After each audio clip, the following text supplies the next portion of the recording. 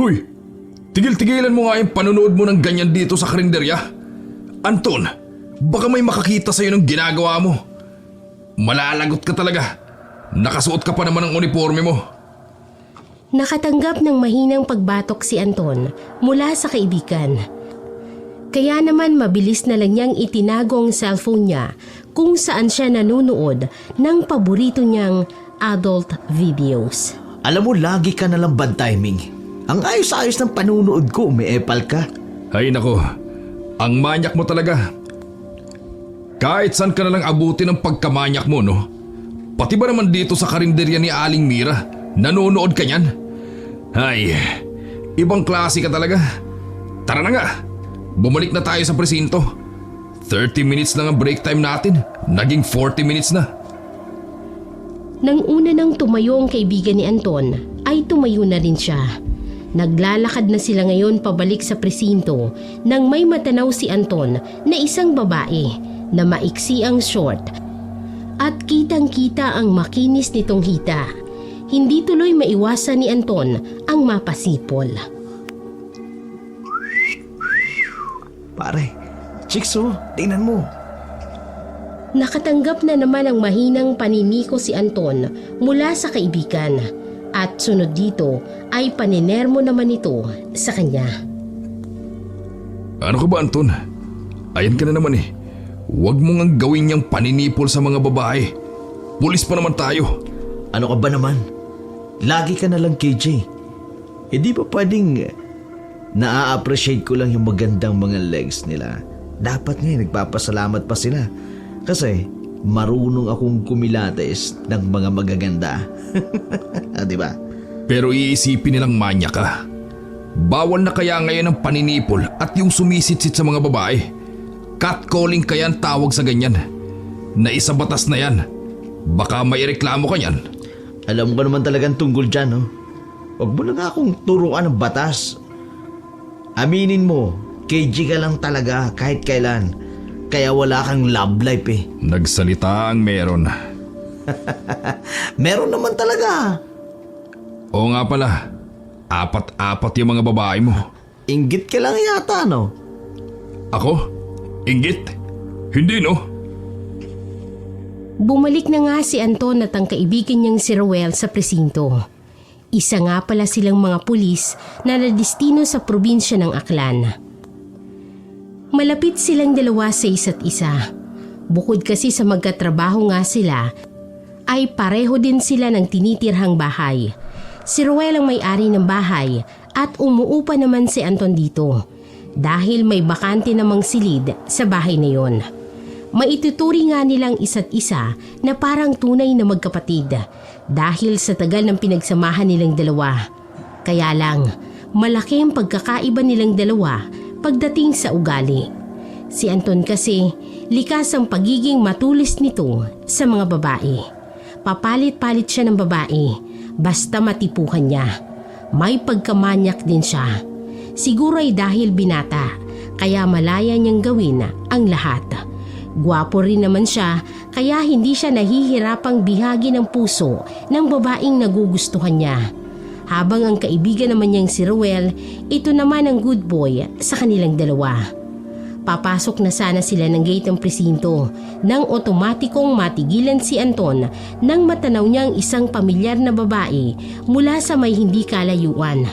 Napatigil din si Ruel sa paglalakad at hinarap siya. Bakit? Anong problema? Bakit tumigil? Lintik na. Anong ginagawa ng babae na yun dito? Sino? Ayun oh. Lumingon nga si Ruel sa direksyon na itinuturo niya. Tumitig ito at tila kinikilala ang babae. Teka, siya ba yung babaeng nakainuman mo noong nakaraang linggo? Yung Berna ba? Berna ang pangalan niyan, di ba? Siya nga. Oh, bakit hindi mo nilalapitan? Akala ko ba may relasyon kayong dalawa? Relasyon? Baliw. Wala kaming relasyon, no? Saan mo naman nasagap ang balita na yan? Masyadong fake news. Wala kayong relasyon? Madalas mo nga yan dinadala sa bahay. Pero hindi ibig sabihin nun may relasyon na kami. Nakakabisit. Iniiwasan ko na nga siya tapos makikita ko nandito siya sa presinto. Sigurado ako, sinadya niyang puntahan ako rito sa trabaho. Pre, alam mo naman dito sa probinsya, di ba? Ibang mga babae rito. Kapag yan ay naikama mo na, talagang hahabol-habulin ka niyan dahil kailangan mo silang panagutan. Mga conservative yung mga yan, di ba? Panagutan? Nek-nek niya. Pareho lang namin ginusto yun. Sino siya para panagutan ko? Wala kaming relasyon. Ay nako, bahala ka. So ano, dito ka na lang ba at magtatago sa kanya? Mauna ka na. Sa likod na lang ako ng presinto dadaan. Sigurado naman aalis din yan mamaya. Sige, pumasok ka kagad ha. Baka hanapin tayo ni Hepe. Sumapit ang gabi sa presinto. Maagang umuwi si Ruel kaysa kay Anton dahil mas nahuli si Anton na makapagpasa ng report niya. Sinadya niya rin late umuwi dahil hindi siya sigurado kung nakaalis na bang babaeng iniiwasan niya sa buong araw. Paglabas niya sa mismong presinto, nakahinga siya ng maluwag nang wala na roon ang babae. Napangiti tuloy siya ng malapad at pasipol-sipol pa habang tinutungo ang gate. Kaso nga lang, pagkalabas niya ng gate, otomatikong napako ang paa niya sa lupa dahil nandoon pa rin ang babae kung saan ay agad itong humarang sa kanyang daraanan. Anton, Nandito ka pa rin? kailangan nating mag-usap, Anton. Wala tayong dapat pag-usapan, Berna. Kaya pwede ba, umalis ka na at huwag mo na akong susundan. Agad na dinaanan lang ni Anton ang babae at saka nagsimula na siyang maglakad ng mabilis. Kaso nga lang, mabilis pa rin siyang hinabol nito. Anton, kailangan natin mag-usap. Please lang, kausapin mo ko. Ano ba? Sinabi ko na, di ba? Huwag mo kong sinusundan. Ang hirap bang intindi nun? Kanina mo pa ako inaabana sa trabaho ko. Hanggang ngayong gabi nandito ka pa rin sa presinto. Para kang asong sunod ng sunod. Pasensya na, Anton. Pero kailangan talaga natin mag-usap eh. Kailangan mong pakinggan ang sasabihin ko. Mahalagang malaman mo to. Ano bang pag-uusapan natin? Ano bang gusto mo? Para ipalala ko sa'yo, wala tayong relasyon, Berna. Walang namamagitan sa atin na kahit na ano. Kaya hindi ko maintindihan kung bakit kailangan mo pa akong bantayan ng buong maghapon. Alam mo, ang hassle mo eh. Kung alam ko lang na ganyan kang klaseng babae, masyado kang clingy. Hindi na sana kita pinatulan. Hindi pa rin humihinto sa kanyang paglalakad si Anton. Sinasadya pa nga niya na bilisan ang paglalakad para hindi siya mahabol ng babae. Pero kahit anong bilis ng paglalakad niya ay nahahabol pa rin siya ni Berna. Anong ibig mong sabihin? May nangyari sa ating dalawa. Hindi ba? Nakalimutan mo na ba? Eh ano naman kung may nangyari sa atin? Ganun ba yung ka-big deal sa'yo? Kung big deal yun sa'yo, pues sa akin hindi. Ikinamad lang kita at alam mo namang nagustuhan mo rin yung nangyari sa atin. Grabe pa nga ang ungol mo nun eh. Ayaw ko nga sanang sabihin yun ng harap-harapan sa'yo. Dahil alam ko na pwede kang masaktan. Pero sasabihin ko na rin sa'yo na tumigil ka na. Dahil ang totoo, kinamad lang kita. Dahil malaki ang hinaharap mo. Yun lang ang dahilan at wala nang iba pa. Ano? Nabigla ka, no? Sorry ka. Dahil yun lang naman talaga ang totoo kung bakit pinatulang kita. Pasalamat ka na lang dyan sa dalawa mong malulusog na kabundukan. Dahil kung baka hindi dyan, baka hindi mo natikman. Baka nga hindi pa kita napansin eh. Ngayon, alam mo na ang dahilan kung bakit nangyari yun. Pwede ba layuan mo na ako? Natikman na kita kaya tapos na ako sa'yo. Pero buntis ako, Anton. Buntis ako at ikaw ang ama. Mabilis na napahinto si Anton sa kanyang narinig dahil tila huminto na rin ang pag-ikot ng kanyang mundo sa ibinalita ng babae. Ano? Nagpapatawa ka ba? Isang beses lang may nangyari sa atin, Berna. Tapos sasabihin mo sa akin na buntis ka agad kita? Pero totoong sinasabi ko, Anton. Sa'yo ang batang to. Alam mo sa sarili mo na ikaw ang nakauna sa akin nung gabing yun. Eh ano naman ko ako nauna sa'yo? Hindi naman ibig sabihin nun na hindi ka na nagpagalaw sa ibang lalaki matapos nung nangyari sa atin. Magtatatlong linggo na yung huli nating pagtatalik at pagkikita. Di ba? Malay ko ba, nagpagalaw ka rin sa ibang lalaki. Tapos ako yung itinuturo mo ngayon na nakabuntis sa'yo. Bakit? Dahil ba maayos ang trabaho ko? Dahil ba may pera ako? Sabi ko na nga ba unang kita ko pa lang sa'yo, alam ko nang huhututan mo lang ako ng pera. Isang malakas na sampalang natanggap ni Anton mula sa babae. Napikon siya sa ginawa nito. Gusto niya sana itong sampalin din, pero hindi niya ito pinatulan pa. Naalala niya na isa nga pala siyang bulis. Kapag nakapagsumbong ang babae sa presinto dahil sa ginawa niya, ay baka masibak pa siya sa kanyang trabaho nang wala sa oras. Huwag mo kong susubukan, Berna. Huwag mo kong sagalin dahil baka maubos ang pasensya ko. Hindi mo magugustuhan ang kaya kong gawin. Mas lalong hindi mo magugustuhan ang kaya kong gawin. Kailangan mo akong panagutan, Anton. Hindi pwedeng pabayaan mo na lang ako. Kailangan mo akong panagutan. Hindi kita pananagutan. Wala pa sa isip ko magkaroon ng sariling pamilya at matali sa babae na naikama ko lang ng isang beses. Hindi pa nga kita girlfriend Paano ko pananagutan yan? Kung gusto mo, ipalaglag mo na lang yan. Nang sa ganon, wala ka ng problema at wala na akong problema. Tatalikuran na sana ni Anton ng babae, pero mabilis siya nitong hinawakan sa kanyang braso ng mahigpit. Pinilit niyang bawiin ang kanyang kamay, pero hindi niya magawa. Nagtaka siya sa higpit at lakas ng kapit ng babae sa kanya. Pero nawala rin doon ang atensyon niya nang magsalita uli si Berna. Kung hindi mo lang din ako mapapanagutan, mas mabuti pa siguro na mawala na kami sa mundong to ng anak mo. Tinatakot mo ba ako? Pinararating mo ba sa akin na magpapakamatay ka? Oo, magpapakamatay talaga ako kung hindi mo ako pananagutan. Anton, hindi pwedeng pabayaan mo lang ako matapos mo akong mabuntis. Hindi to pwede, Anton! Nabigla na naman si Anton nang abutin na naman ng babae ang kamay niya at hinawakan yon. Nakita niya ang luhaang mata ng babae. Halatang nagmamakaawa ang ekspresyon ng mukha nito. Panagutan mo lang ako. Pangako, magiging mabuting asawa ko sa iyo, Anton. Ano? Magiging mabuti akong may bahay. Susundin ko lahat ng gusto mo. Hindi mo ko mapipikot, Berna. Kanina lang gusto mo kong panagutan yung bata. Tapos ngayon, gusto mo naman ako maging asawa? Nagpapatawa ka ba? Uulitin ko, wala kang mapapala sa akin. Hindi kita pananagutan. Kaya simula sa araw nito, wag na wag ka nang magpapakita sa akin. Marahas na ngang binawi ni Anton ang kanyang kamay kay Berna. Naglakad na siya ulit kung saan ay naramdaman niyang hindi na nakasunod sa kanyang babae.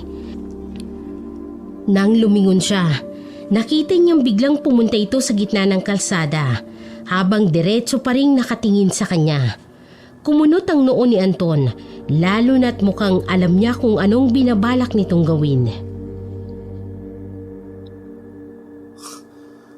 Seryoso ba siya sa ginagawa niya? Nababaliw na siya. Kapag pinigilan ko naman siya sa gagawin niyang yun, baka mamali naman ang intindi niya sa akin. Baka isipin niya na nagbago ang isip ko at panagutan ko siya. Ay, nako. Bahala na nga siya sa buhay niya. Wala na akong pakialam.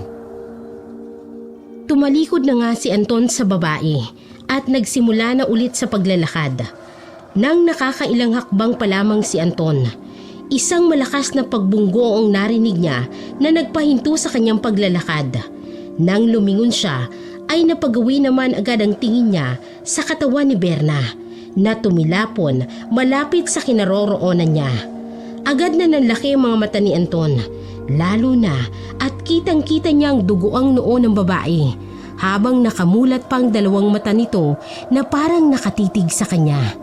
Mga ilang segundo rin siyang nakatitig doon hanggang sa mapagawi ang kanyang mga mata sa sasakyan na kumaripas ng pagtakbo. Hinabol pa yun ni Anton at pinahinto pa, pero mabilis itong nawala sa kanyang paningin. Naisip niya na natakot siguro ang nagmamaneho ng sasakyan dahil nakasuot pa siya ng kanyang uniforme na pangpulis. Imbes na ipagpatuloy ang paghabol sa sasakyan, ay bumalik na lang siya sa pwesto ni Berna na nakahandusay pa rin sa lupa habang mulat na mulat ang mga mata. Agad siyang lumuhod at tinapik ang pisngi nito. Berna! Berna, gumising ka! Berna! Patay ka na ba? Medyo inaasahan naman niya na wala na siyang maririnig na kasagutan mula sa dalaga. Pero kahit ganoon pa man, mabilis na lang siyang yumuko at pinakinggan ang dibdib nito kung tumitibok pa ba ang puso ng babae. Doon ay mabilis na napaupo si Anton sa lupa nang wala na siyang marinig. Wala nang tibok ng kanyang puso. Patay na nga siya. Patay na siya. Hindi rin nakaligtas sa paningin ni Anton nang makita niyang may dugo na rin na bumulwak sa may ibabang bahagi ng katawan ng babae. Alam ni Anton na patay na rin siguradong bata sa sinapupunan nito. Napasabunot si Anton sa kanyang sariling mga buhok. Anong gagawin ko? Kapag sinabi ko sa presinto, sigurado akong iisipin nila ako ang pumatay kay Berna dahil pinaghahanap niya ako kanina pa. Pero hindi ko lang siya hinarap.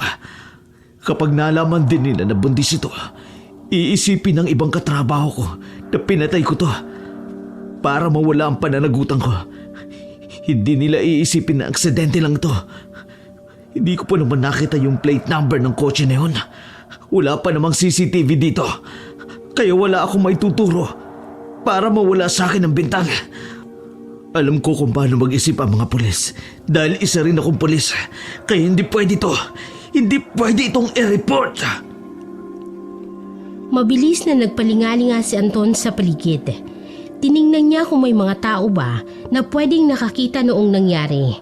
Dahil wala naman siyang nakita, kaya agad na siyang tumayo mula sa pagkakasalampak sa lupa. Hindi ako papayag na masira ang buhay ko dahil lang sa babaeng ito. Hindi ako papayag. Walang pagdadalawang isip na agad na hinawakan ni Anton ang magkabilang paa ng dalaga. Sa kanya ito hinila papunta sa gilid ng kalsada. Balak niya itong dalhin sa gitna ng gubat. Wala namang kasi mga taong nakatira sa gubat na yun, kaya alam niyang walang ibang makakakita sa gagawin niya. Hingal na hingal siya habang hila-hila niya si Berna. Kahit medyo madilim ang paligid, ay hindi iniinda yun ni Anton. Basta ang mahalaga sa kanya ngayon ay ang maitago niya ang katawan ng babae na walang nakakaalam.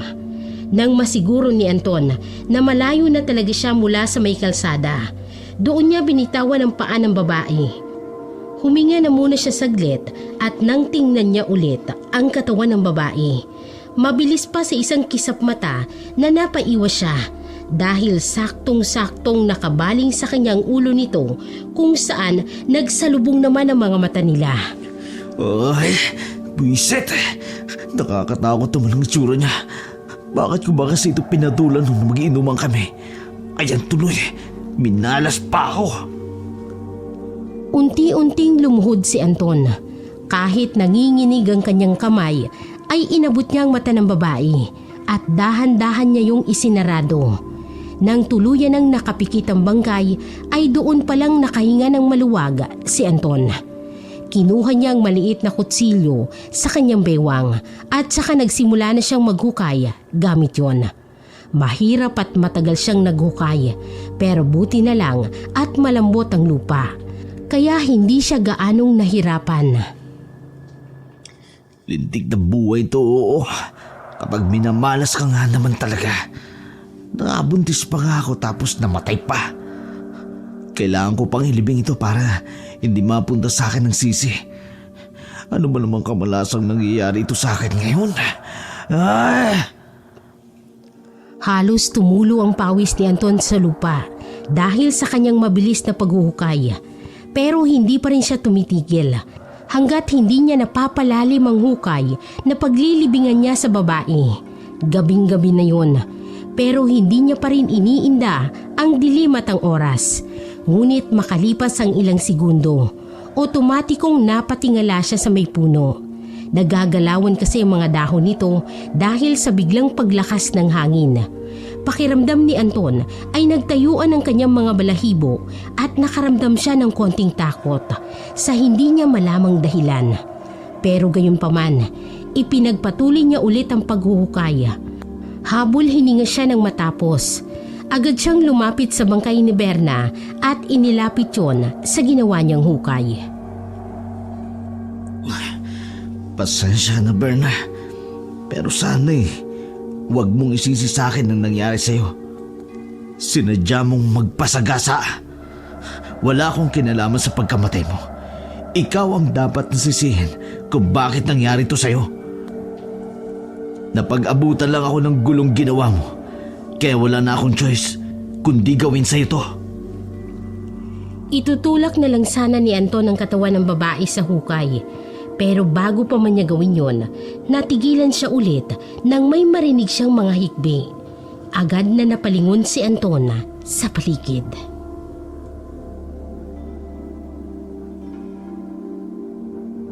Oh, may tao ba dyan? Sino yan? Sino nandyan?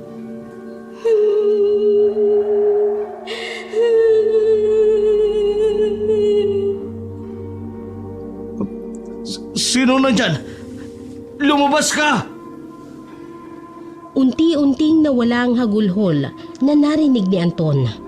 Nang wala pa ring sumasagot sa kanya, pinilit niyang isantabi ang takot at ibinalik ang kanyang paningin sa babae. Ikaw ba yung umiiyak? Tinapik pa ni Anton ang balikat ng babae, pero hindi naman ito gumagalaw. Muli siyang yumuko ng konti at idinikit ang tenga sa bibig nito. Pero wala naman siyang narinig o ang paghinga mula roon. Inisip niya na baka guni-gunin niya lang yun. Kung ano-anong naririnig ko. Kailangan ko na matapos to at makauwi na ako. Walang pagdadalawang isip na inihulog nga ni Anton sa hukay ang katawan. Hindi na rin siya nagsayang pa ng oras. Tinabunan niya ng mga ito ng lupa. Habang ginagawa niya yon, muli niyang narinig ang hagulhol na narinig din niya kanina. Muli na naman siyang napahinto at napalingon. Agad niyang kinuha ang kutsilyo niya at hinawakan yon na para bang handang-handa siyang saksakin kung sino man ang lalabas mula sa dilim.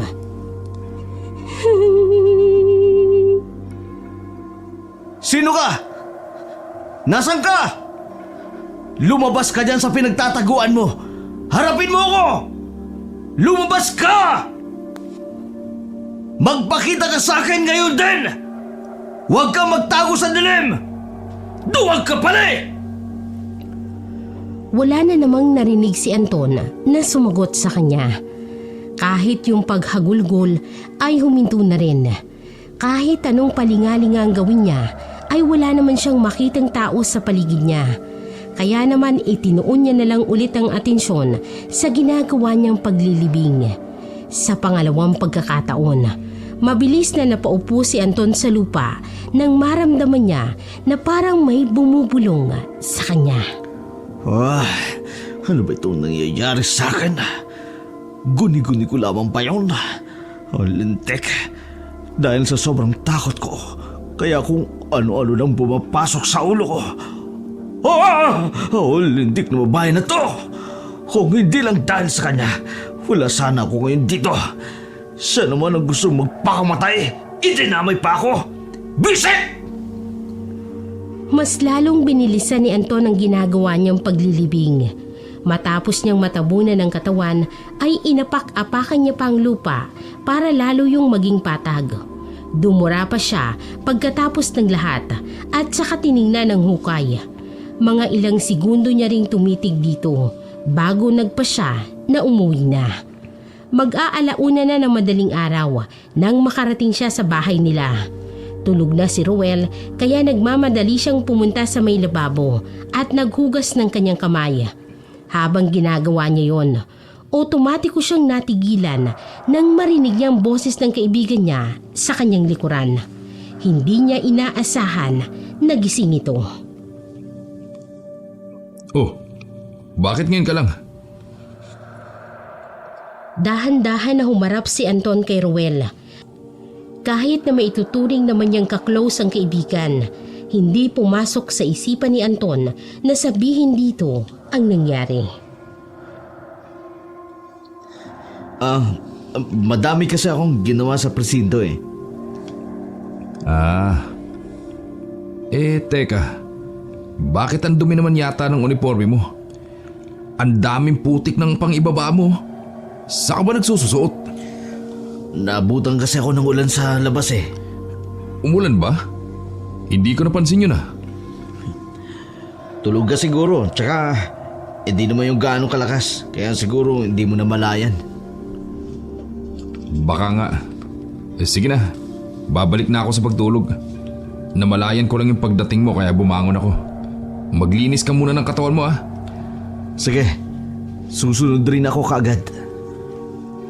Medyo nakahinga ng maluwag si Anton nang bumalik na nga sa pagtulog ang kaibigan niya. Nagmamadali na siya sa paglinis ng kanyang katawan at pagkatapos noon ay pumasok na siya sa kanyang silid at nahiga. Sa mga unang oras ay hindi pa siya nakatulog agad. Iniisip niya pa rin yung nangyari kanina. Pero hindi nagtagal, hindi niya namalayan na nakaidlip na rin siya. Kinabukasan, maaga siyang nabulabog dahil sa sigaw ni Ruel. Naalimpungatan lang siya pero bumangon na rin agad si Anton para puntahan sa labas ng kanilang bahay ang sumisigaw na kaibigan. Ano ba yun, Ruel? Ang aga-aga. Tingnan mo to, Anton. Tinigil ni Anton ang pagkusot niya sa kanyang mga mata at tinignan ang itinuturo ng kanyang kaibigan. Doon, nanlaki agad ang mga mata ni Anton nang makita niyang 3 pugot na ulo ng pusa sa lupa na nasa mismong harapan nila. Bakit ang daming pugot na ulo ng pusa dito? Ayun pa. At saka yun pa oh. Sa tingin ko mahigit sa 10 ulo ng pusa ang nakakalat dito sa paligid. Ano kayo nangyari? Oo nga, sino kaya gumawa nito? Hindi kaya may nantitrip sa atin? Ngayon lang to nangyari. Hindi kaya may gumaganti sa atin dahil sa mga kasong hinawakan natin dati? Hindi naman ako sigurado pero nakapangingilabot naman. Sino ang nasa matinong pag-iisip na papatay ng mga pusa para pugutan ng ulo at ihagis pa dito sa bakuran natin? Hindi ko rin alam. Pero natatakot talaga ako. Baka tama ang hinala ko na may nakatunton itong bahay natin at ginagantihan tayo. Kung totoo nga yan, wag lang sila magpapahuli sa akin dahil ako mismo ang pupugot sa ulo nila gaya ng ginawa nila sa mga pusa na to. Hindi naman natin pwedeng gawin yun, Anton. Alagad pa rin tayo ng batas. Hindi natin pwedeng ilagay ang batas sa sarili nating mga kamay. Hindi na lang nagsalita si Anton sa sinabi ng kaibigan niya. Hindi na rin siya nabigla pa na yun ang sinabi ni Ruel dahil likas naman talaga ang pagiging mabait nito kaysa sa kanya. Naikuyom niya na lamang ang kamao niya habang nakatitig siya sa mga ulo ng pusa na nakakalat. At dahil wala naman ibang maglilinis noon, napagkasunduan na lamang nilang dalawa na pulutin ang mga yon at ilibing na lang. Habang naglilibing, pumasok bigla sa alaala ni Anton ang ginawa niya ring paglilibing sa katawan ni Berna kagabi. Hindi tuloy maiwasan ni Anton na mapatulala ng konti. Pero saglit lang yun dahil natauhan na rin siya agad nang tapikin ni Ruel ang kanyang balikat. Mauna ka ng maligo, Anton. Ako naman ang susunod para makapasok na tayo sa presinto ng sabay. Sige. Dahil walking distance lang naman ang presinto sa kanila, gaya ng lagi nilang ginagawa, ay naglalakad lang sila papasok ng trabaho. Nauunang maglakad sa kanya si Ruel Talagang sinasadya niya kasing bagalan ng kanyang paglalakad dahil pasimple niyang sinisilip ang lugar kung saan niya inilibing ang bangkay. Medyo nakahinga siya ng maluwag dahil wala namang pinagbago roon. Inisip niya kasi na may mga taong nakapalibot sa lugar na iyon kung saan nalaman ng mga tao na may inilibing na bangkay mula roon. Huy, Anton, bilisan mo na nga ang paglalakad dyan. Baka mahuli na tayo eh. Oh, sige. Susunod na ako. Nang dumating ang tanghali, nag-akita na para kumain ng tanghalian sa may karinderya. Abala na ang lahat sa paghahanda para umalis. Pero si Anton naman ay nagpaiwan muna. Bakit magpapaiwan ka pa? Wala ka namang report na tinatapos, di ba? Oo, pero magsisiyara muna ako ha. Iihilang ako. Susunod na rin ako sa inyo. Sige, sumunod ka ron sa karinderya ni Aling Mira ha. Doon kami kakain. Ha? Doon na naman. Wala na bang iba? Ang tsismusan ng matandang yun. Magdadaldal naman yun habang kumakain tayo. Marami kasing mga balitang nasasagap si Aling Mira. Marami tayong pwedeng makuhang balita sa kanya. Kita mo naman, kumakain na tayo pero nagtatrabaho pa rin. O di ba? Ganun dapat. Bahala ka nga. Susunod na lang ako. Sige, bilisan mo dyan sa banyo. Agad na ngang umihi si Anton. Lalabas na sana siya ng banyo nang matigilan siya dahil hindi niya mabuksan yung pintuan. Kahit anong gawin niyang pagpapaikot sa doorknob ay hindi niya talaga yun mapihit. Lintik, bakit biglang nagsarado ang pintuan? May nanluloko yata sa akin dito ah. Mukhang may nantitrip sa akin. Hoy! May tao ba dyan sa labas? Buksan ito! Hoy! Naging malakas ang pagkatok na ginawa ni Anton. Pero kahit anong lakas noon ay hindi pa rin yun bumubukas. Ang mga pagkatok niya ay nauwi sa pagpukpok dahil nga nakakaramdam na si Anton ng matinding inis, lalo na kapag naiisip niya na may nangtitrip lang sa kanya.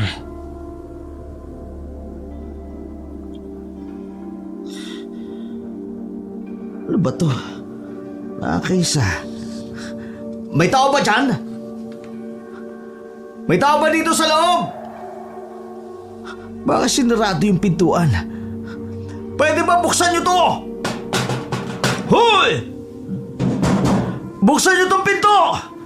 Pinagtitripan niyo ba ako? Hindi niyo ba ako kilala?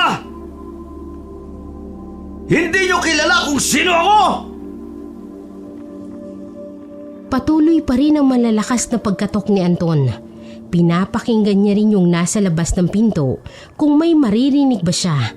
Pero wala siyang narinig na kahit na ano.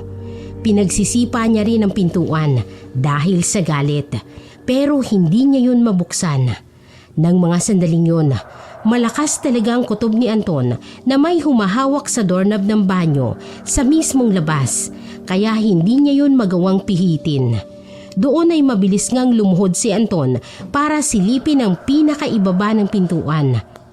Dahil hindi nakalapat ang pinto sa may sahig, kaya kapag sumilip siya roon ay makikita niya ang sapatos ng kung sino mang tao na nasa labas.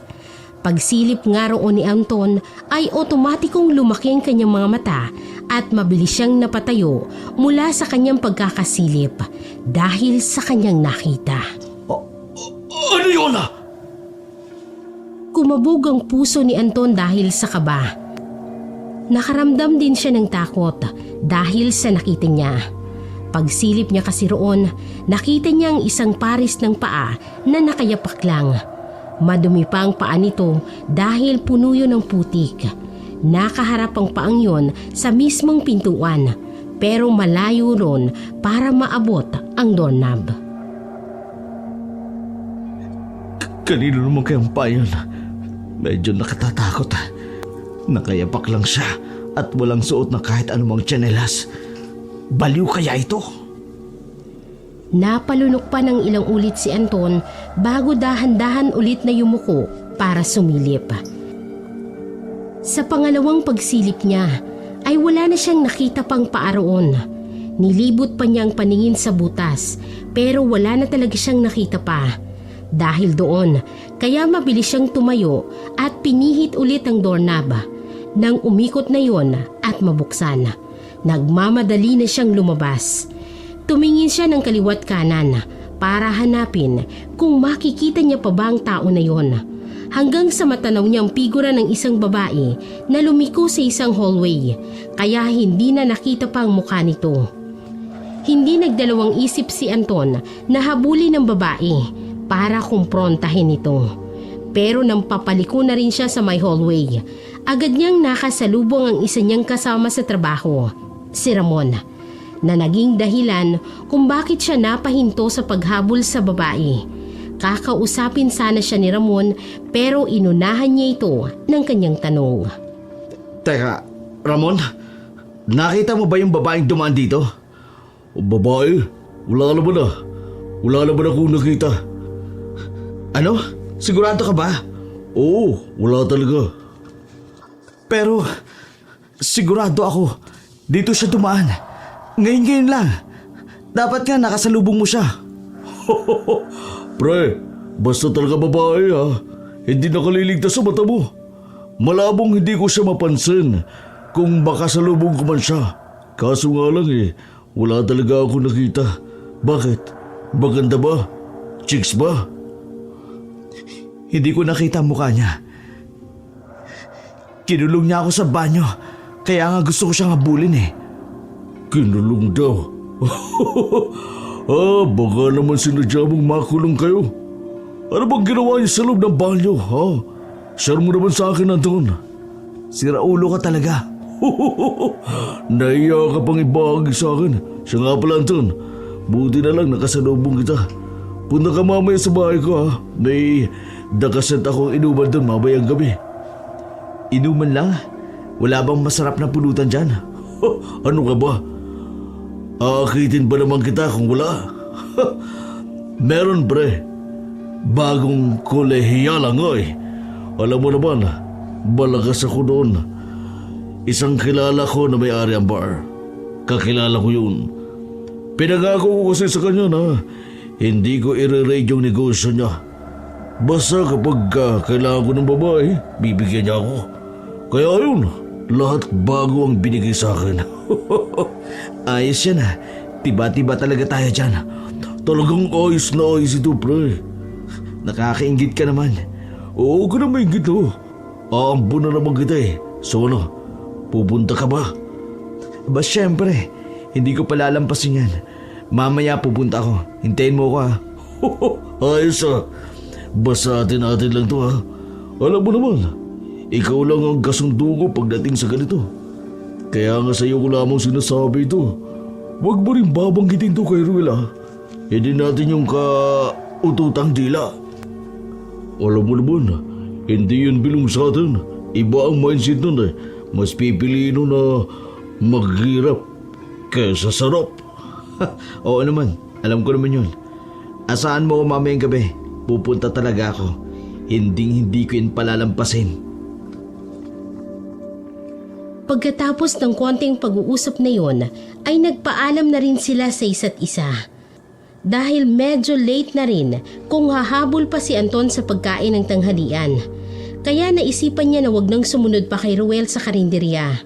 Nagpasya siya na hindi na kumain pa dahil sigurado naman na mabubusog siya mamaya sa pupuntahan niyang inuman.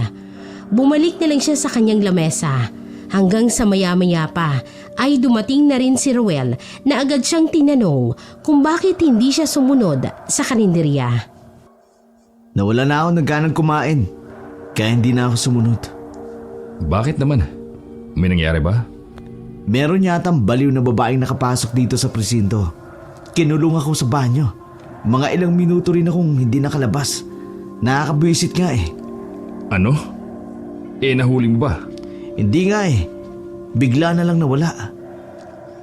Teka, baka yun yung sinasabi sa akin ni Aling Mira. Ano naman sinabi sa'yo ng chismosa na yun? Tungkol yun dun sa babaeng nadaanan daw niya nung madaling araw bago siya magbukas ang karinderya niya. Oh, tapos? Yun na nga. Meron nga raw siyang nadaan ng babae na madumi yung suot na damit. Parang baliw nga raw kasi nakatulala lang habang naglalakad. Tapos putikan daw yung damit na parang basa pa. Basta nakakaawa. Kaso nga lang, hindi rin niya nakita yung mismong mukha ng babae dahil medyo nakayuko nga habang naglalakad. Putikan? Baka yun nga yun. Putikan din yung paanong babae nung makita ko kanina. Wala pa nga siyang suot na tsinelas eh. Kung totoong baliw yun, sana naman hindi siya makasakit ng mga tao. Dapat dun ikulong eh. Kung hindi naman siya makakasakit ng tao, hindi naman na siguro kailangang umabot pa sa pagkakakulong sa kanya. At saka, hindi rin naman tayo sigurado kung totoo ba talagang baliw yun. Baka pulubi lang. Bastang mahalaga, wala siyang nasasaktang tao.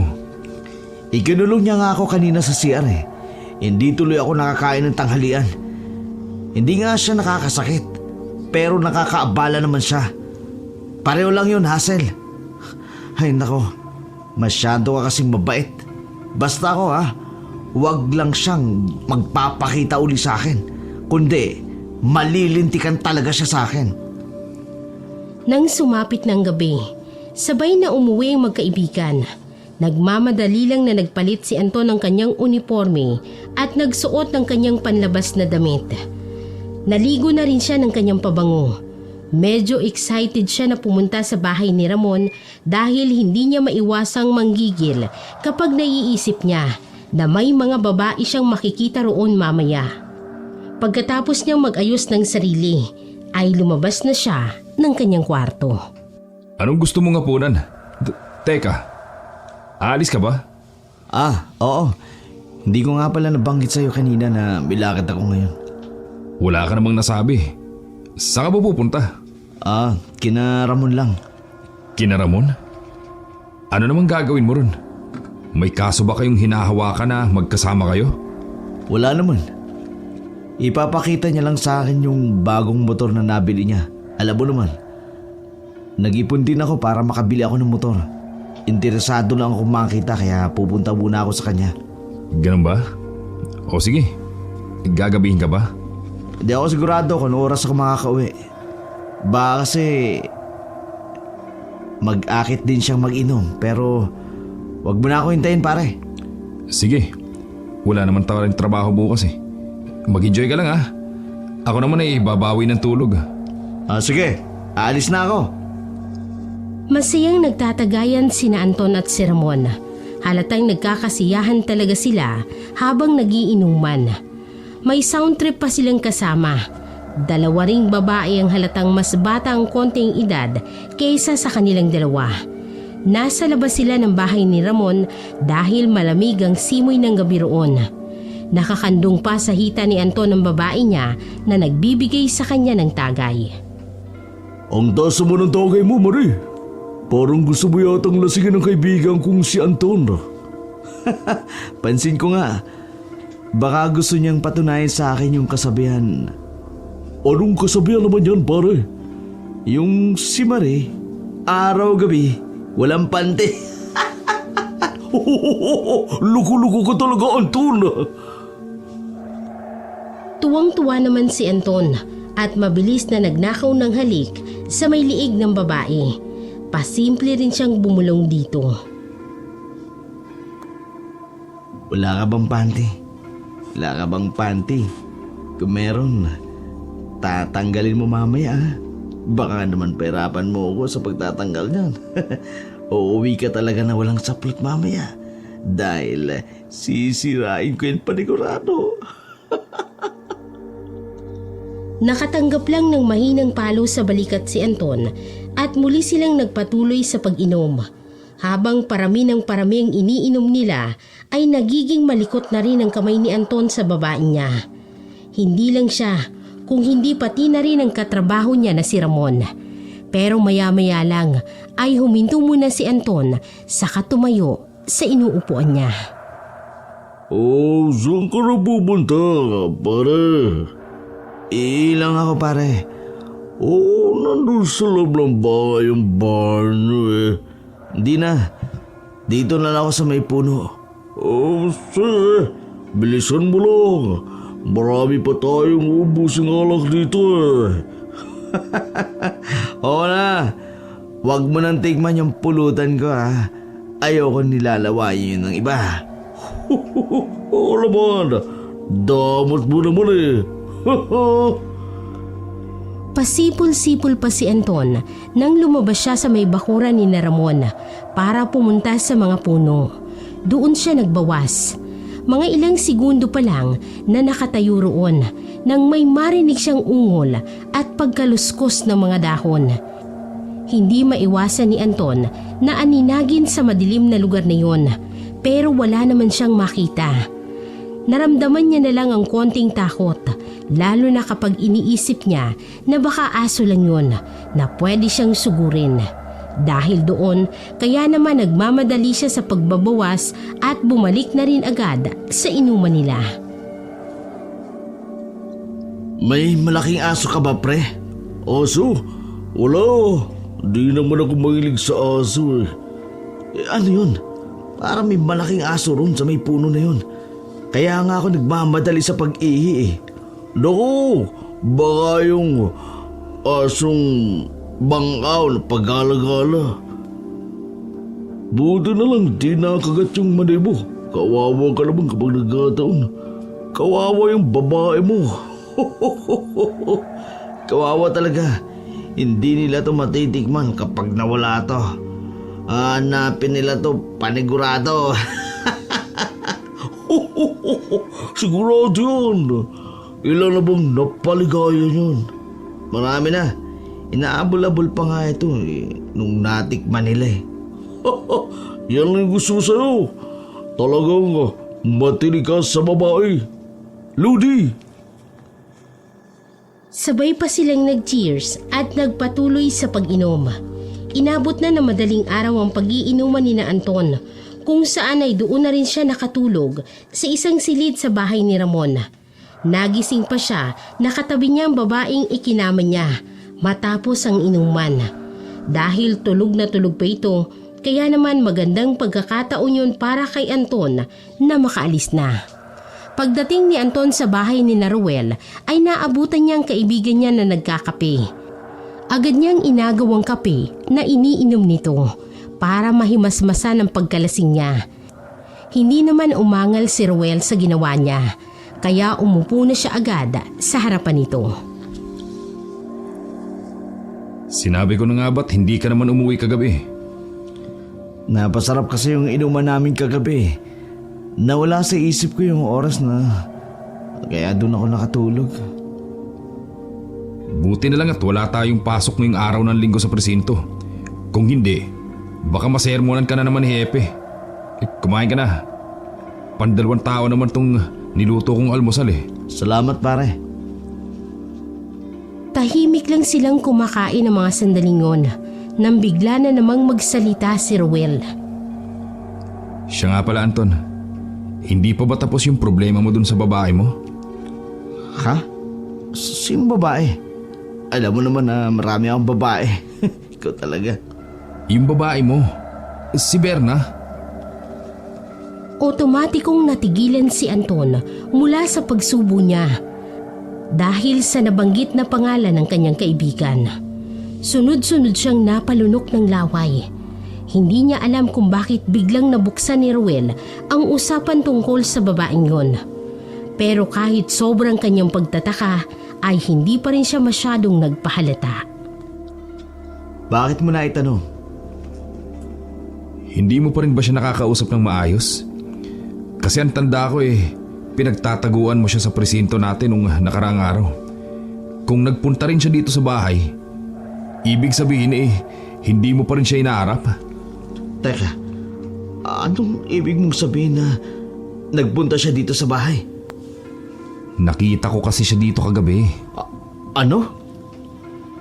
Kasabay ng pagtaas ng boses ni Anton ay ang panlalaki ng kanyang mga mata dahil sa sinabi ng kaibigan. Parang huminto ang kanyang mundo ng mga sandaling yon. Kunot na kunot din ang noo niya habang nakatitig pa rin siya ng diretso kay Ruel. Sigurado ka ba na siya yun? Baka naman ibang tao lang yung nakita mo. O baka naman namamalikmata ka lang. Nakatingin nga siya ng diretso dito sa bahay natin eh.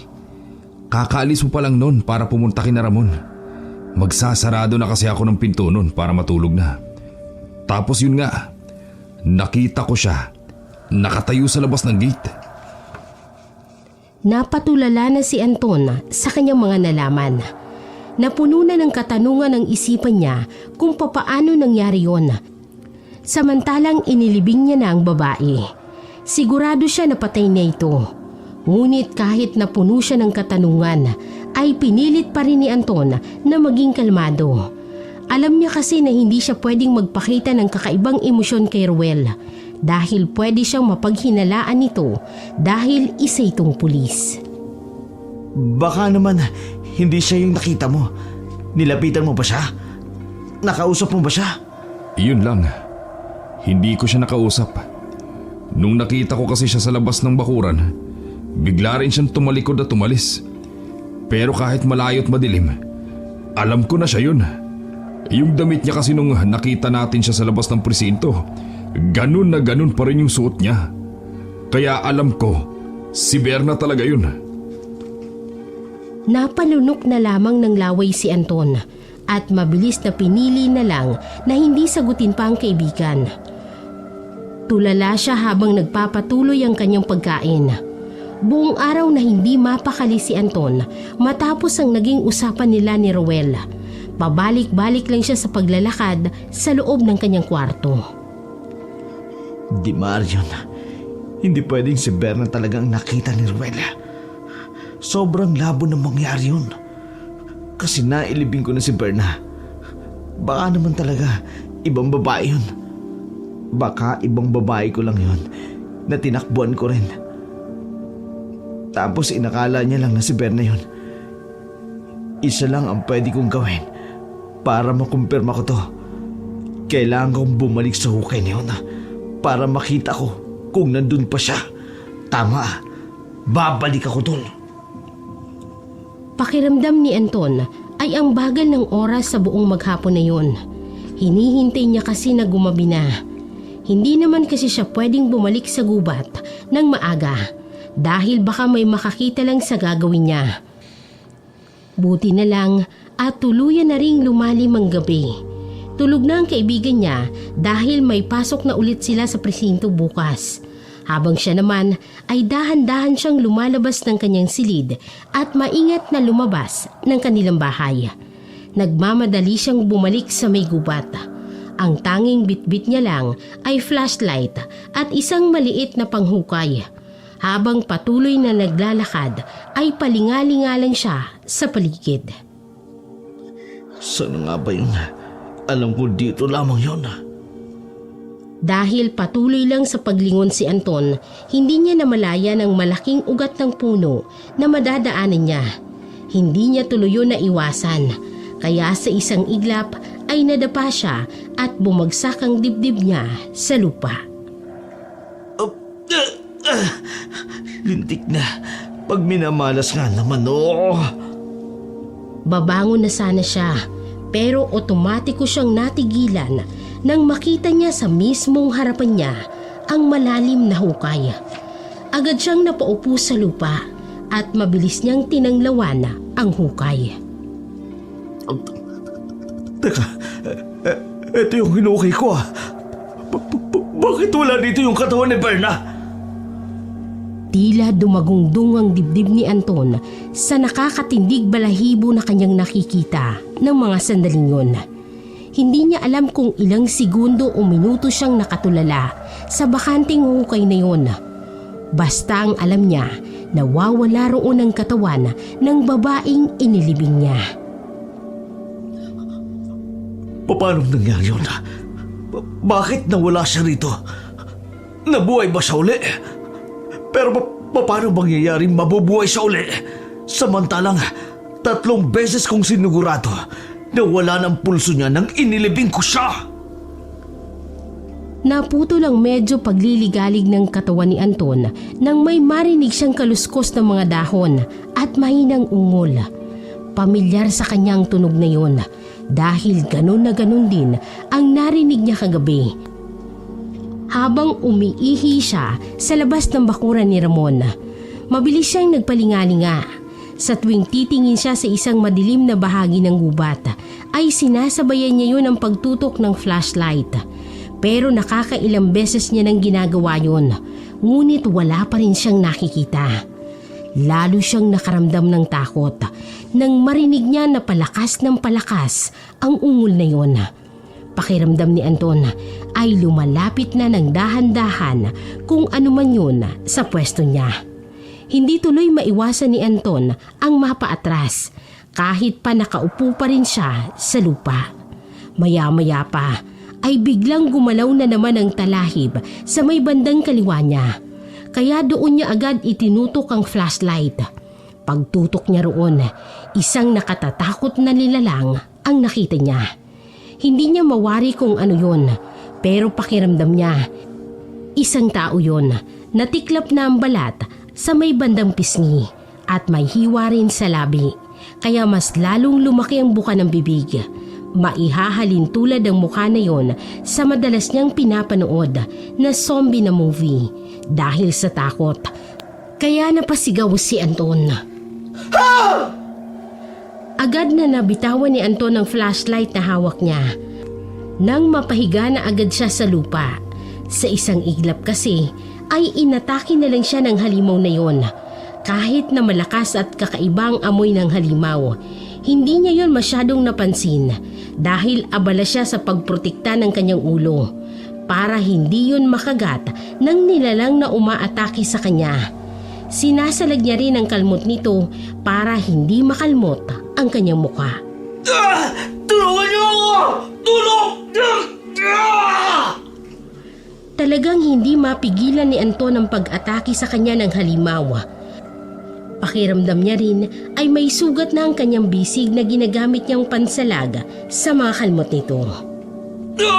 Dalihan mo ako! Tulong! May nakaririnig ba sa akin dyan? Tulungan niyo ako! Inaatake ako ng isang halimaw! Ramdam ni Anton ang pagtalsik ng malapot na laway ng halimaw sa kanyang muka.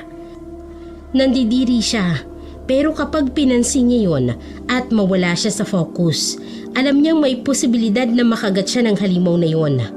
Bago pa man tuluyang manghina ang bisig ni Anton, may narinig siyang nagsalita. Hindi niya makita kung sino yon, pero alam niya na matandang lalaki yon. Layuan mo ang lalaking yan! Halimaw ka! Sa isang iglap, ang umaangil na halimaw ay napalitan ng tila pag-iyak. Para itong nasasaktan sa hindi malamang dahilan. Naramdaman na lamang ni Anton na may tumatama sa kanyang isang maliit na butil sa kanyang muka na hindi niya matukoy kung ano. Basta ang alam ni Anton, kung ano man ang butil na yon ay nasasaktan ng aso roon. Layuan mo siya! Lumayo kang halimaw ka! Alis! Sa isang iglap, umalis ang halimaw na yon sa may ibabaw ni Anton at nagmamadaling tumakbo pabalik sa dilim. Nang mawala yon, ay doon palang nakita ni Anton ang matandang lalaki na tumulong sa kanya. Matanda na talaga ito at balbas sarado pa. Nagkatitigan pa sila ng matanda bago ito lumapit sa kanya at tinulungan siyang makabangon at saka siya nito isinandal sa puno. Salamat po sa tulong ninyo. Hindi siya pinansin ng lalaki. Mabilis lang nitong iniabot ang kanyang duguang mga bisig at marahang ininspeksyon yon. Malalim ang natamo mong sugat, iho. Ang lalim ng kalmot niya sa'yo. Kailangan itong malinisan ng suka. Suka ho? May gamot naman ako sa bahay. Doon ko na lamang ito gagamutin. Hindi ito basta-basta maayos ng simpleng gamot na nabibili lang sa butika, iho. Iba ang sugat na ito. Kailangan itong mahugasan agad ng pangontra. Dahil kung hindi, Baka mahawa ka. Hindi maintindihan ni Anton ang sinasabi ng matandang lalaki. Lalo na't napansin niya na masyadong seryoso ang ekspresyon ng mukha nito. Maya-maya pa, agad na ibinaba ng matanda sa lupa ang dala niyang bayong at saka may inilabas doon na isang bote. Alam na agad ni Anton na suka yun. Dahil doon ay walang pagdadalawang isip na ibinuhos nga ng matanda ang suka sa kanyang mga sugat. Naramdaman niya agad ang hapdi. Aray ko! Ang sakit ho! Tiisin mo lang, iho. Ito lang ang tanging gamot para hindi ka na niya mahawa. Ano bang klaseng halimaw yun? Tao ho ba yun o totoong halimaw? Hindi mo alam kung anong umatake sa'yo. Ano ho ba yun? Bangkay ho ba yun? Doon ka nagkakamali, iho. Isa talaga itong halimaw. Isang amalanhig ang tawag doon. Amalanhig? Napuno ng sobrang pagtataka si Anton sa sinabi ng matanda. Lalo na't yun pa lang ang unang beses na narinig niya ang salitang yun. Hindi naman kasi siya taga-Aklan, kaya hindi siya pamilyar sa tinutukoy ng matanda.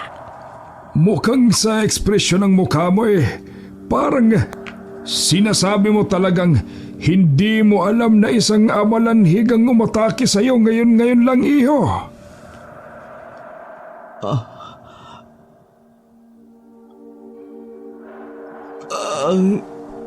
Hindi ko talaga alam ang ibig sabihin nun, Manong. Pwede niyo bang ipaliwanag sa akin kung ano yun? Ang amalanhig ay ibang lahi ng aswang, iho. Namilog na naman ang mga mata ni Anton sa sobrang gulat. Hindi siya makapaniwala sa sinabi ng matanda. Hindi rin siya agad makapagsalita dahil tinatansya niya ang mukha ng matanda kung nagsasabi ba ito ng totoo o nagbibiro lang sa kanya. Pero dahil wala siyang mababakas na pagbibiro sa mukha ng matandang lalaki, unti-unti niyang napagtanto na baka totoong sinasabi nito. Aminin niya man kasi o hindi, kakaiba naman talaga ang nilalang na umatake sa kanya kanina. Totoo po bang sinasabi niyo? Totoo ang sinasabi ko, iho. Ang umatake sa'yo ay hindi pangkaraniwan lang. Isa yung amalanhig. Maituturing nyo na ibang lahi ng aswang. Mga bangkay sila na muling nabuhay. Hindi rin sila basta-basta namamatay. May kakayahan sila na mabuhay muli, lalo na kung hindi nasunog ang kanilang katawang tao at kung meron silang balak na patayin o gantihan. Bumalik ho sila sa pagkamatay? Tama ka dyan. Lihim na napatingin si Anton sa hukay na nasa gilid lang niya. Doon niya unti-unting napagtanto ang dahilan kung bakit nabuhay ulit si Berna. Yun ay dahil isa itong amalanhig. Nagsimula na namang manginig ang katawan ni Anton dahil sa takot. Ibig sabihin, bumalik siya para gantihan ako. Nabuhay siya uli para patayin ako. Kilala mo ba ang amalanhig na umatake sa'yo, iho? Tiningnan na lamang ni Anton ang matandang lalaki. Hindi niya alam kung sasabihin niya ba rito ang nalalaman niya. Pero ang sigurado lang siya, kapag sinabi niyang nalalaman niya, ay parang inamin niya na lang din sa matanda ang krimen na ginawa niya sa babae. Dahil doon, kaya sunod-sunod siyang napailing at mabilis na tumayo.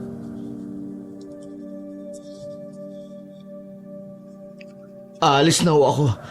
Kailangan ko nang umalis. Teka lang, iho. Kailangan kong malaman kung kilala mo ba ang amalanhig na umatake sa'yo. Yung kani-kanina lamang.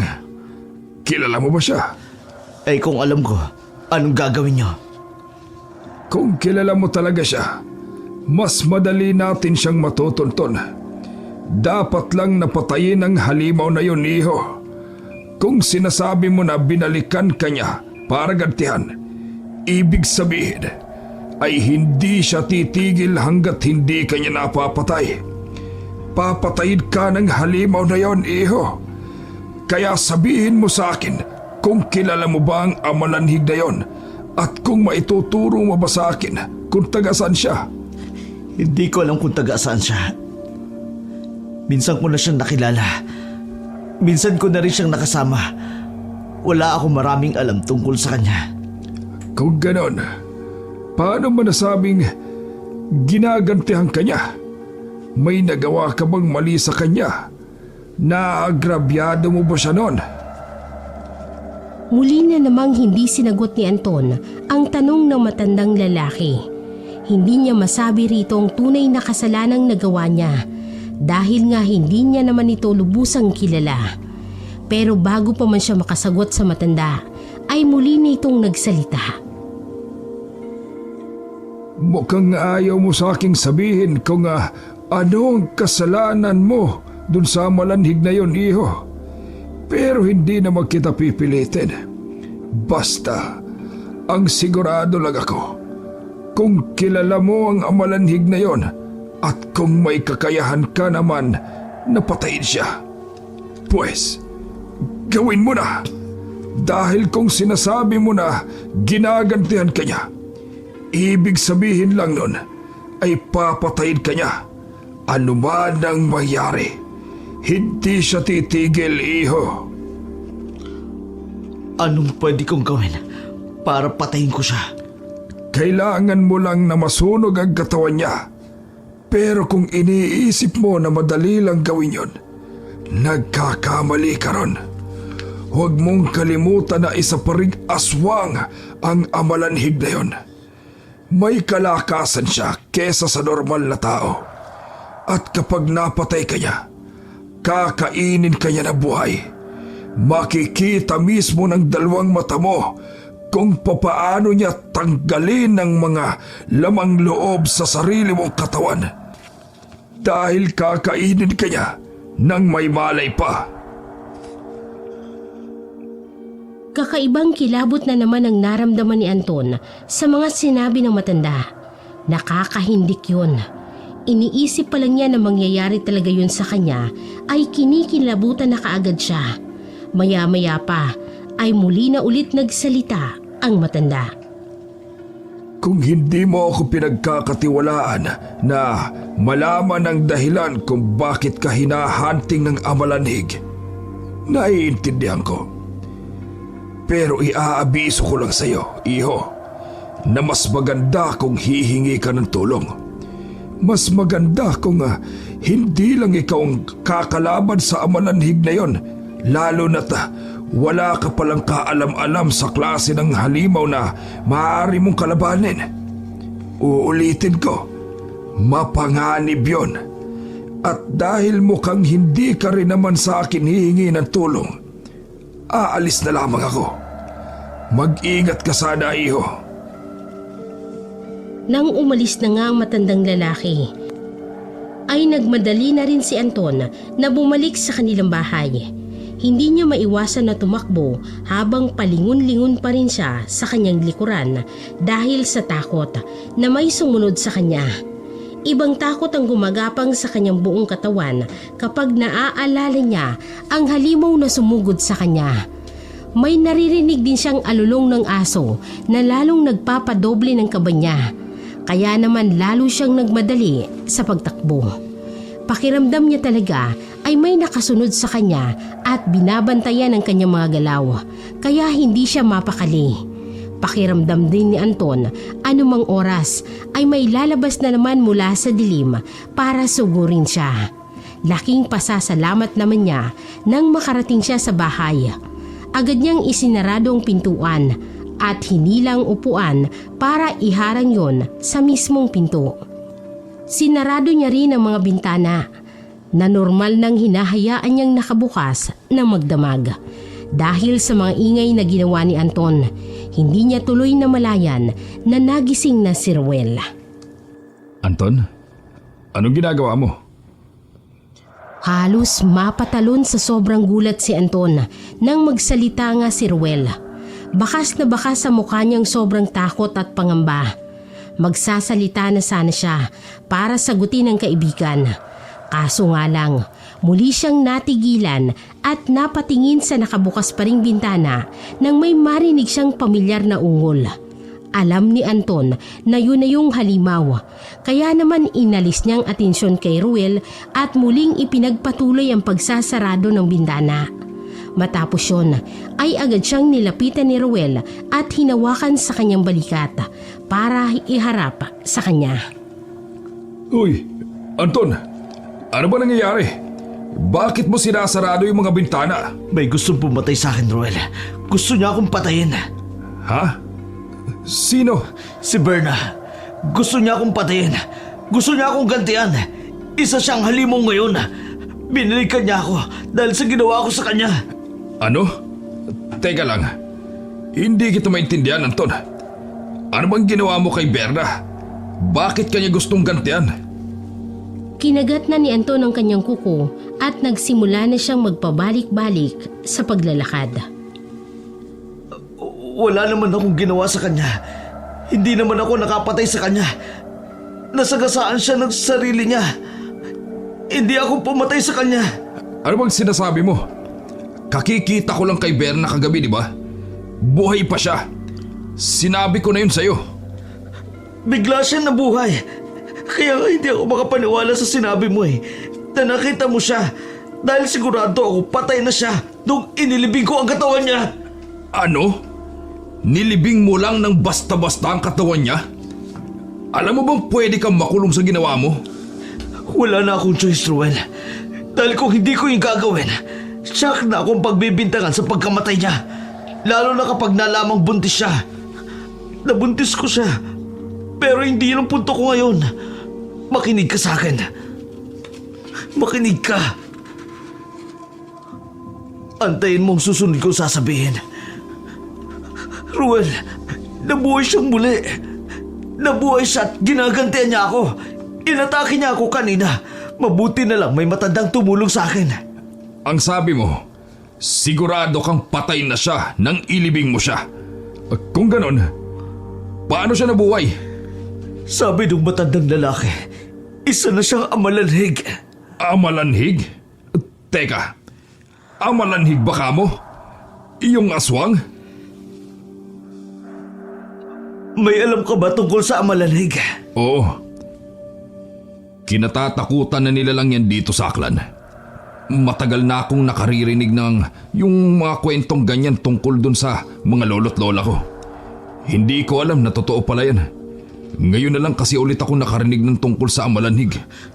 Tulungan mo ako, Ruel. Tulungan mo ako. Gusto niya akong patayin. Hindi ko alam kung anong gagawin ko. Alam ko. Hindi natuloy ni Anton ang balak niyang sabihin dahil nabulabog silang dalawa ni Ruel sa malalakas at sunod-sunod na mga katok sa kanilang pintuan. Ang mga katok na yon ay naging mga lagabog na parabang pinipilit ng kung sino man na yon na makapasok.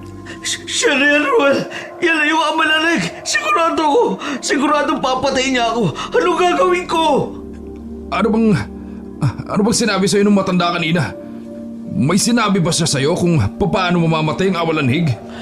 Kailangan daw sunugin ang katawan niya. Yun ang sabi ng matanda. Otomatikong napaangat ng paningin ng dalawa nang marinig naman nila bigla ang malalakas na yabag sa kanilang bubong. Doon pa lang nila napansin na huminto na pala ang pagkalabog ng pintuan nila. Ngayon ay nasisigurado nila na nasa may bubong ang amalanhig. Nakaramdam ng kakaibang takot ang dalawa, lalo na si Anton dahil alam niya na siya naman talagang pakay ng amalanhig.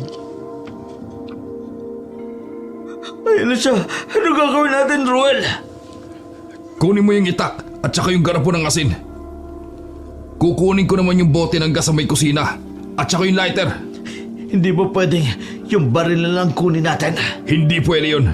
Hindi natin yun pwedeng basta-basta na lang gamitin. Basta sundin mo lang inutos ko.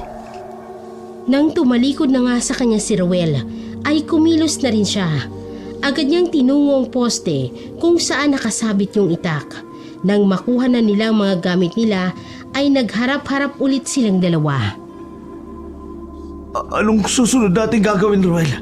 Kailangan natin lumabas. Kailangan natin siyang harapin. Ano? Pero delikado. Hindi natin siya pwedeng kalabanin dito sa loob ng bahay dahil hindi natin siya masusunog. Masusunog ang buong bahay kapag nanatili tayo rito. Kaya kailangan natin lumabas. Huwag ka mag-alala. Tutulong naman akong gapiin ang amalanhig na yon. Kaya tara na. Wala na tayong oras. Kahit hindi gusto ni Anton ng idea na lalabas sila ng bahay, wala na nga siyang nagawa kung hindi ang sumunod kay Ruel. Sa likod sila ng bahay dumaan. Nang makalabas ay agad nilang tiningnan ang bubong ng bahay. Doon nga'y otomatikong nanlaki ang mga mata ni Anton at Ruel dahil kitang-kita nila ang malaking nilalang na nakapatong sa may bubong. Nakatalikod sa pwesto nilang amalanhig kaya mas kitang-kita nilang forma ng katawan ng halimaw. Hoy! Halimaw! Bumaba ka dyan! Harapin mo kami! Lumingon sa kanilang amalanhig kaya sabay na nahagit ni Anton at Ruel ang kanilang hininga. Dinaluyan sila ng parehong kakaibang takot, lalo na't kitang-kita nila ngayon ang nakatatakot na itsura ng amalanhig. Sa isang iglap nga ay tumalon ng amalanhig sa lupa na naging dahilan kung bakit sabay na napaatras ang dalawang lalaki. Nagkatinginan sina Anton at ang amalanhig nang hindi pa rin kumikilos ang halimaw at nakatingin pa rin ito kay Anton. Naramdaman na lang niya ang paniniko sa kanya ni Ruel. Kausapin mo siya, Anton. Ano? Bakit ko naman gagawin yun? Subukan mong humingi ng tawad sa kanya. Ha? Sa tingin mo ba maintindihan niya ako? Patay na yan, Ruel. Isa na lang yung bangkay. Wala na yung pakiramdam. Ang tanging gusto niya lang, patayin ako. Subukan mo pa rin. Napalunok ng laway si Anton bago muling humarap sa bangkay ni Berna. Berna! Bakit mo ba ginagawa sa akin to? Alam mo sa sarili mo na hindi akong pumatay sa'yo. Nasagasaan ka, di ba? Nagpasagasa ka ng kusa. Alam mo siguro mabubuhay ka uli, kaya ginawa mo yun, oh. Alam mo sa sarili mo na babalik ka uli, kaya hindi ka natakot at patayin ang sarili mo. Dahil isa kang halimaw! Isa kang halimaw, Berna!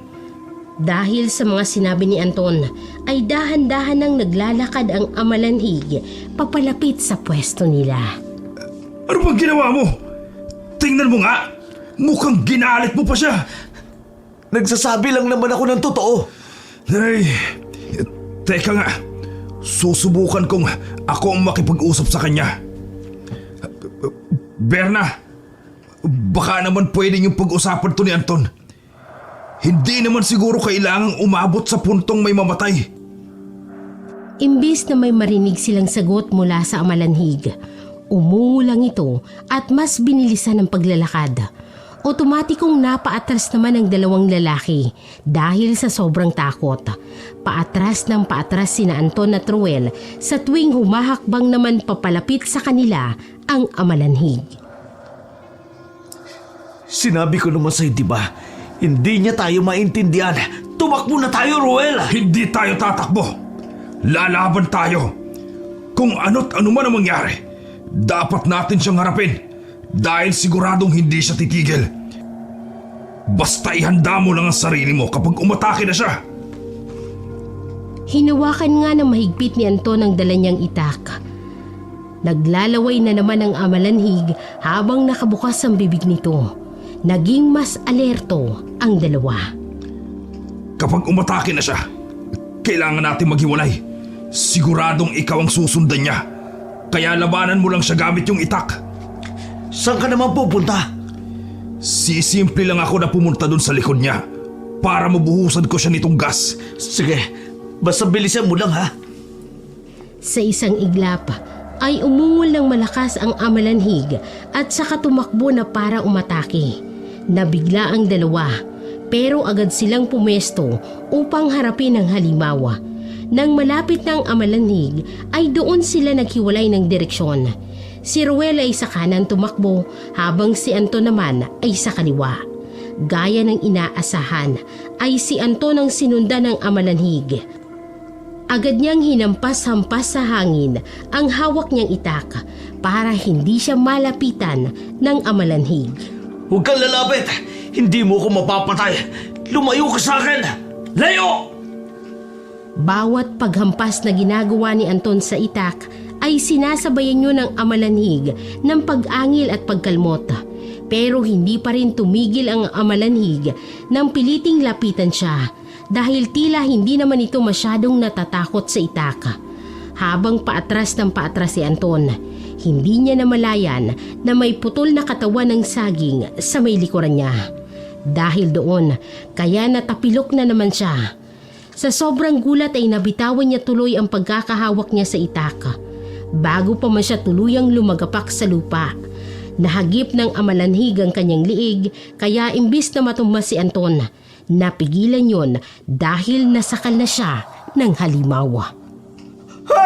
Ha! Nitiwan mo ako! Lumayo ka sa akin! Lumayo ka! Mas lalong humigpit ang pagkakasakal ng amalanhig sa kanya. Habang sinasakal siya nito, hindi maiwasan ni Anton na mapansin na natitiklap ng balat at ang bisig ng aswang. Siguro ay dahil sa puwersang ginagamit nito.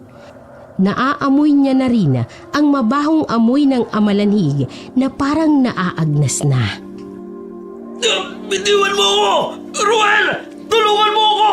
Nasaan ka? Isang malakas na ungol na naman ang pinakawala ng amalanhig at sa isang iglap ay hinampas siya nito ng matatalas nitong mga kuko kung saan ay tumama yun sa mukha ni Anton. Ramdam agad ng lalaki ang parang kakaibang sakit na gumagapang sa kanyang kaliwang mata. Hindi niya alam kung anong nangyari pero sigurado siya. Malala ang tama ng mata niya dahil medyo nanlabo na rin ang kanyang paningin. Aray ko! Tulong! Ang sakit! Ruel! Sa kabila ng pagwawala ni Anton dahil sa natamo niyang sugat sa muka at sa mata niya, nakita niya ang figura ng kaibigan sa may likod ng amalanhig.